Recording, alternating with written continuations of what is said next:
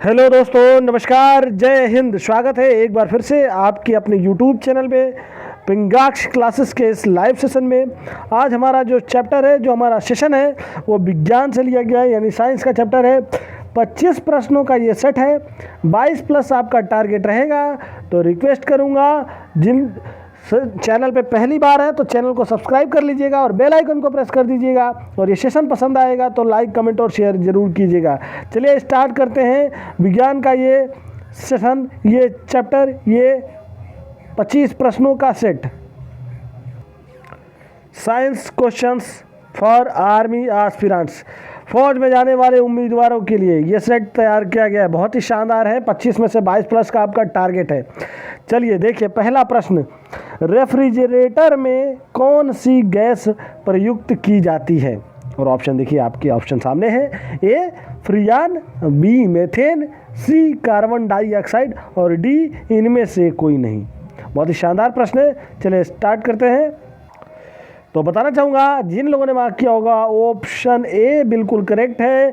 फ्रिजान refrigerator में प्रयुक्त की जाती है, जिससे आपके चीज़ों को ठंडक और ताजगी देता है आपका रेफ्रिजरेटर। चलिए अगले प्रश्न की तरफ बढ़ते हैं। ये लीजिए आपकी स्क्रीन पे दूसरा प्रश्न, पारिस्थितिकी तंत्र के दो अवयव कौन से हैं? पारिस्थितिकी तंत्र के दो अवयव कौन से हैं? ऑप्शन पहला, जैविक एवं अम्ल। ऑप्शन बी, जैविक एवं अजैविक। ऑप्शन सी, अम्ल एवं क्षार। ऑप्शन डी, इनमें से कोई नहीं। तो सही आंसर क्या रहेगा आपका? ऑप्शन बी, जैविक एवं अजैविक, जो है पारिस्थितिकी तंत्र के ये दो अवयव हैं। चलिए अगले प्रश्न की तरफ बढ़ते हैं। प्रश्न नंबर 3 देखेंगे। रक्तचाप किस यंत्र से मापा जाता है? आपके ऑप्शन आपके सामने हैं। Option A scale, option B thermometer, option C sphygmomanometer और ऑप्शन डी इनमें से कोई नहीं। तो सही आंसर क्या है? सही आंसर है आपका ऑप्शन सी। Option C स्फाइगनोमैनोमीटर। क्या बोलते हैं इसको? स्फाइगनोमैनोमीटर।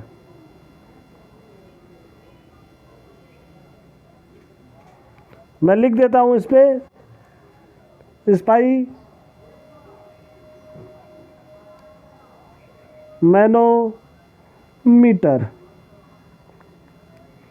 तो ये ऑप्शन सी बिल्कुल करेक्ट है। रक्तचाप यानी ब्लड प्रेशर को नापने के काम आता है। किस चीज़ को नापने के काम आता है? ब्लड प्रेशर, यानी कि आपका रक्तचाप। ठीक है, चलिए अगले प्रश्न की तरफ बढ़ेंगे। प्रश्न नंबर 4 देखेंगे। ये देखिए आपकी स्क्रीन पे, मेंडल ने अपने आनुवांशिकता का प्रयोग किस पौधे पर किया था? और ऑप्शन आपके सामने है। ऑप्शन है ए टमाटर के पौधे पर, बी बैंगन के पौधे पर, सी आम के पौधे पर और डी इनमें से कोई नहीं। बहुत ही बढ़िया प्रश्न है। दोबारा पढ़ता हूँ। मेंडल ने अपने आनुवांशिकता का प्रयोग किस पौधे पर किया था? तो सही आंसर क्या है? ऑप्शन डी, इनमें से कोई नहीं। इन्होंने किया था किस पे दोस्तों? किया था क्या? मटर के पौधे पे। मटर के पौधे पे। तो सही आंसर क्या होएगा? सही आंसर होगा मटर के पौधे पर। ठीक है, सही आंसर आपका है ऑप्शन डी, इनमें से कोई नहीं। अगर ये ऑप्शन में होता मटर के पौधे पर, तो आपका होता मटर के पौधे पर। चलिए अगले प्रश्न की तरफ बढ़ेंगे। प्रश्न नंबर 5 देखेंगे। बेरी बेरी रोग किस विटामिन की कमी के कारण होता है? बेरी बेरी रोग किस विटामिन की कमी के कारण होता है? Option A vitamin D, option B vitamin B1, option C vitamin C और ऑप्शन डी इनमें से कोई नहीं। बहुत बढ़िया प्रश्न है। जिन लोगों ने मार्क किया होगा, ऑप्शन बी बिल्कुल करेक्ट है।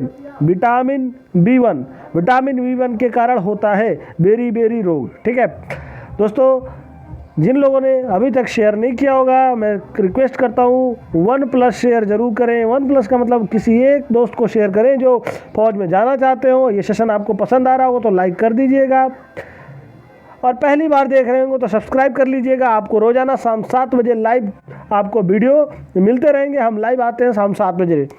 तो दोस्तों चलिए बढ़ते हैं नेक्स्ट प्रश्न की तरफ। प्रश्न नंबर 6, शरीर में लोहा की कमी से कौन सा रोग होता है? लोहा का मतलब आयरन की कमी से। आयरन की कमी से होने वाले रोग कौन से हैं? ऑप्शन ए एनीमिया रोग, ऑप्शन बी क्षय रोग, ऑप्शन सी घेंघा रोग, और ऑप्शन डी फाइलेरिया रोग। तो सही आंसर क्या रहेगा? सही आंसर होगा आपका ऑप्शन ए एनीमिया रोग। एनीमिया रोग लोहा की कमी से, शरीर में आयरन की कमी होती है तो एनीमिया रोग होता है, और ये ब्लड में होता है। चलिए प्रश्न नंबर 7 देखेंगे। कौन सा पौधा कीट खाता है? कोई एक पौधा बताइए जो कीट खाता है। कीट खाने वाला पौधे का नाम बताइए। Option A castor bean, option B pitcher plant, option C oleander, option D इनमें से कोई नहीं। तो सही आंसर क्या है? सही आंसर है दोस्तों option B pitcher plant. Pitcher plant वो पौधा है जो कीट खाता है, यानी कीटाणुओं को खाता है। अगले प्रश्न की तरफ बढ़ते हैं। प्रश्न नंबर 8 देखेंगे, और प्रश्न नंबर 8 ये रहा आपकी स्क्रीन पे। पेप्सिन प्रोटीन को किस में बदल देता है? प्रोटीन को किस में बदल देता है बताइए दोस्तों। प्रोटीन को किस चीज़ में बदलता है पेप्सिन? और ऑप्शन ए पॉलीपेप्टाइड में, ऑप्शन बी खनिज में, ऑप्शन सी लोहा में, और ऑप्शन डी इनमें से कोई नहीं। सही आंसर होगा पॉलीपेप्टाइड में। जिन लोगों ने मार्क किया होगा ऑप्शन ए बिल्कुल करेक्ट है, पॉलीपेप्टाइड में। ये पेप्सिन जो है प्रोटीन को एक्सचेंज कर देता है, यानी बदल देता है। चलिए प्रश्न नंबर देखेंगे 9। आम का वैज्ञानिक नाम क्या है? फटाफट से आंसर देंगे। मुझे लगता है ये क्वेश्चन सबको पता होगा, बचपन से पढ़ते आ रहे हैं। तो बताइए मैंगो का साइंटिफिक नेम, आम का वैज्ञानिक नाम। Option A pisum sativum, option B saccharum officinarum, option C vitis, और ऑप्शन डी मैंजीफेरा इंडिका। तो दोस्तों बहुत ही शानदार प्रश्न है, कमेंट बॉक्स में जिसका आंसर ज़रूर बताइएगा। ये प्रश्न बहुत ही इंपॉर्टेंट भी है, बहुत ही शानदार भी है। चलिए मैं बता देता हूँ, इसका सही आंसर होगा ऑप्शन डी बिल्कुल करेक्ट है, मैंजीफेरा इंडिका। मैंजीफेरा इंडिका दोस्तों ये जो है पिसम सेटिवियम, ये मटर का है। किस चीज़ का है? मटर का वैज्ञानिक नाम। ये सुग्रिकेंस ऑफिसिनेरम किसका है? गन्ने का है, गन्ना। और ये विटियस हमारा जो है, विटियस है अंगूर का वैज्ञानिक नाम। और आम का जो वैज्ञानिक नाम है वो है मैंजीफेरा इंडिका। तो सही आंसर है आपका ऑप्शन डी। बहुत ही इंपॉर्टेंट प्रश्न है ये। चलिए अगले प्रश्न की तरफ बढ़ेंगे। प्रश्न नंबर 10 देखेंगे। तंबाकू में मौजूद विषैले पदार्थ को क्या कहते हैं? मुझे लगता है इसका भी प्रश्न आप सभी को पता होगा। फटाक से आंसर दे दीजिए, तुरंत आंसर दे दीजिए। ऑप्शन ए पढ़ता हूँ, ऑप्शन आपके सामने है। Option A edema, option B nicotine, option C hyponatremia, और ऑप्शन डी इनमें से कोई नहीं। बहुत ही शानदार प्रश्न है दोस्तों। तंबाकू में मौजूद विषैले पदार्थ का नाम क्या है? मुझे लगता है सबको पता होगा, ऑप्शन बी बिल्कुल करेक्ट है, निकोटीन। निकोटीन है तंबाकू में पाया जाने वाला विषैला पदार्थ है। चलिए अगले प्रश्न की तरफ बढ़ेंगे। प्रश्न नंबर 11 देखेंगे। नदियों, तालाबों आदि में पाए जाने वाले जलीय हरे पौधों को क्या कहते हैं? ऑप्शन ए देखिए कवक, ऑप्शन बी रेसे, ऑप्शन सी शैवाल, और ऑप्शन डी इनमें से कोई नहीं। तो हरे रंग का जो रेशा निकलता है ना उसको शैवाल कहते हैं। वो नदी में, तालाब में पाया जाता है, हरे हरे रेशे टाइप का होता है। तो सही आंसर आपका होएगा ऑप्शन सी शैवाल। ऑप्शन सी बिल्कुल करेक्ट है, शैवाल। नदियों, तालाबों आदि जगह पाया जाता है। चलिए अगले प्रश्न की तरफ बढ़ेंगे। प्रश्न नंबर 12 देखेंगे। नीली क्रांति किससे संबंधित है? ब्लू रेवोल्यूशन, नीली क्रांति किससे संबंधित है? ऑप्शन ए मुर्गा उत्पादन से, ऑप्शन बी झींगा उत्पादन से, ऑप्शन सी बकरी उत्पादन से, और ऑप्शन डी मछली उत्पादन से। बहुत ही शानदार प्रश्न है और बहुत ही इम्पोर्टेंट प्रश्न है, वेरी इम्पोर्टेंट क्वेश्चन। तो आपका सही आंसर होगा मछली उत्पादन से। किसे? मछली उत्पादन, ऑप्शन डी। जिन लोगों ने मार्क किया होगा बिल्कुल करेक्ट आंसर है। मछली उत्पादन से संबंधित है नीली क्रांति यानी कि ब्लू रेवोल्यूशन। चलिए अगले प्रश्न की तरफ बढ़ेंगे। प्रश्न नंबर 13 देखिए आपकी स्क्रीन पे। दूध में पाई जाने वाली शर्करा है, क्या है? Option A fructose, option B lactose, option C protein और ऑप्शन डी इनमें से कोई नहीं। ऑप्शन दोबारा पढ़ देता हूं, ये fructose, option B lactose, option C protein और ऑप्शन डी इनमें से कोई नहीं। तो सही आंसर होगा आपका ऑप्शन बी लैक्टोज। दूध में पाई जाने वाली शर्करा को बोलते हैं लैक्टोज। सही आंसर आपका ऑप्शन बी। चलिए प्रश्न नंबर 14 देखिए। बीसीजी का टीका कौन से रोग के बचाव के लिए लगाया जाता है? बीसीजी का टीका कौन से रोग से बचाव के लिए लगाया जाता है? ऑप्शन ए यक्ष्मा रोग यानी कि टीबी रोग, ऑप्शन बी क्षय रोग, ऑप्शन सी लकवा और ऑप्शन डी फाइलेरिया। बहुत ही शानदार प्रश्न है। तो जिन लोगों ने मार्क किया होगा ऑप्शन ए बिल्कुल करेक्ट है। यक्ष्मा रोग से बचाव के लिए ये टीकाकरण किया जाता है, इसका नाम है बीसीजी। चलिए प्रश्न नंबर अगला देखेंगे। प्रश्न नंबर 15। पेडियाट्रिक्स किसके अध्ययन से संबंधित है? पेडियाट्रिक्स किसके अध्ययन से संबंधित है? और ऑप्शन ए शिशु रोग विशेषज्ञ से, शिशु रोग से, ऑप्शन बी स्त्री रोग से, ऑप्शन सी पेट रोग से और ऑप्शन डी इनमें से कोई नहीं। तो सही आंसर क्या होगा आपका? सही आंसर होगा ऑप्शन ए शिशु रोग से यानी बाल रोग से। पेडियाट्रिक्स का संबंध है बाल रोग या शिशु रोग से। प्रश्न नंबर 16 देखा जाएगा। चलिए प्रश्न नंबर 16। चिकित्सा शास्त्र का जनक किसे माना जाता है? दोस्तों जिन लोगों ने अभी तक लाइक नहीं किया होगा लाइक कर दीजिएगा, अपने एक फौजी भाई को शेयर जरूर कर दीजिएगा और ये सेशन पसंद आएगा तो लाइक कमेंट और शेयर तीनों एक साथ जरूर करिएगा। चलिए प्रश्न देखते हैं। चिकित्सा शास्त्र का जनक किसे कहा जाता है? Option A sir Isaac Newton, option B Antoine Lavoisier, option C Hippocrates को और ऑप्शन डी इनमें से कोई नहीं। तो बताना चाहूँगा जिन लोगों ने मार्क किया होगा ऑप्शन सी बिल्कुल करेक्ट है। चिकित्सा शास्त्र के जनक कहे जाते हैं कौन? हिप्पोक्रेट्स जी। सर आइजैक न्यूटन जो हैं इनको भौतिक विज्ञान का जनक कहा जाता है। किस चीज़ का? भौतिक विज्ञान का। ठीक उसी तरह एंटोनी लेवोजियर्स को रसायन विज्ञान का जनक माना जाता है, रसायन विज्ञान का। ठीक है, लेकिन इसका सही आंसर क्या है? सही आंसर है इस प्रश्न का ऑप्शन सी हिप्पोक्रेट्स। इनको चिकित्सा शास्त्र का जनक कहा जाता है। चलिए अगले प्रश्न की तरफ बढ़ेंगे। प्रश्न नंबर 17 देखेंगे। किस ग्रंथि को आपातकालीन ग्रंथि भी कहा जाता है?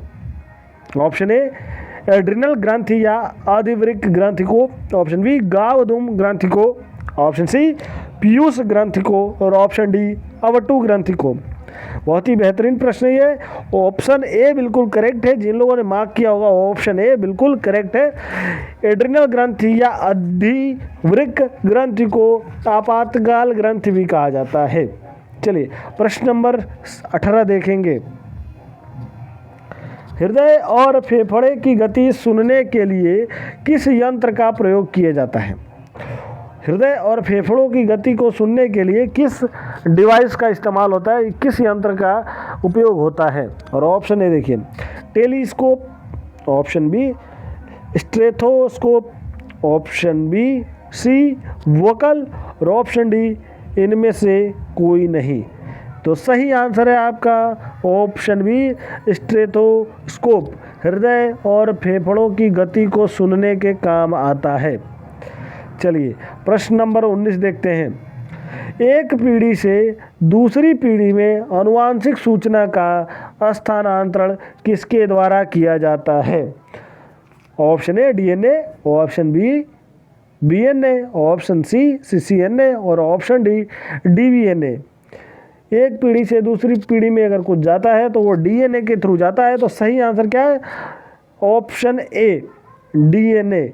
एक पीढ़ी से दूसरी पीढ़ी में आनुवांशिक की सूचना का जो स्थानांतरण होता है वो डीएनए के थ्रू होता है। चलिए प्रश्न नंबर 20वां देखेंगे। 20वां प्रश्न ये रहा आपकी स्क्रीन पे। पाचक एंजाइम में पेप्सिन कहाँ उत्पन्न होता है? ऑप्शन ए छोटी आंत में, ऑप्शन बी बड़ी आंत में, ऑप्शन सी श्वसन में और ऑप्शन डी इनमें से कोई नहीं। तो सही आंसर क्या होगा? सही आंसर होगा आपका ऑप्शन ए, बिल्कुल करेक्ट है, छोटी आंत में। पाचक एंजाइम में पेप्सिन जो उत्पन्न होता है वो छोटी आंत में उत्पन्न होता है। चलिए अगले प्रश्न की तरफ बढ़ते हैं। प्रश्न नंबर 21वां। पालक में कौन सा विटामिन पाया जाता है? पालक जिसकी फेवरेट सब्जी है फटाक से कमेंट बॉक्स में कमेंट कर दीजिए। पालक पसंदीदा लोग जो ऑप्शन देखिए, A option vitamin A, option B vitamin B, option C vitamin C और ऑप्शन डी विटामिन डी। तो सही आंसर है ऑप्शन ए विटामिन ए। पालक में पाई जाने वाली विटामिन जो है वो विटामिन ए है। प्रश्न नंबर 22वां चलते हैं और ये रहा आपके स्क्रीन पे 22वां प्रश्न। सर्वप्रथम कार्बोहाइड्रेट का पाचन कहाँ होता है? सर्वप्रथम कार्बोहाइड्रेट का पाचन कहाँ होता है? और ऑप्शन ए आंत में, ऑप्शन बी मुंह में, ऑप्शन सी पेट में और ऑप्शन डी इनमें से कोई नहीं। तो सही आंसर क्या होगा? ऑप्शन बी बिल्कुल करेक्ट है, मुख में या मुख में। सर्वप्रथम कार्बोहाइड्रेट मुख में ही पाचन होता है। प्रश्न नंबर 23वां देखिए। सुक्रोज में होता है, बताइए क्या होता है? सुक्रोज में भी बताइए क्या होता है? ऑप्शन देखिए, ऑप्शन ए ग्लूकोज और फ्रक्टोज, ऑप्शन बी वसा, ऑप्शन सी ग्लूकोज और शर्करा और ऑप्शन डी इनमें से कोई नहीं। तो सही आंसर क्या होगा आपका? सही आंसर होगा ऑप्शन ए ग्लूकोज और फ्रक्टोज। सुक्रोज में जो होता है ऑप्शन ए सही है, ग्लूकोज और फ्रक्टोज। सेकेंड लास्ट यानी कि 24वां प्रश्न चलते हैं और 24वां प्रश्न ये रहा आपकी स्क्रीन पे। मानव शरीर का सामान्य तापक्रम होता है, बताइए दोस्तों कितना होता है? मुझे लगता है सबको पता होगा, फटाफट से कमेंट बॉक्स में आंसर कर दीजिए।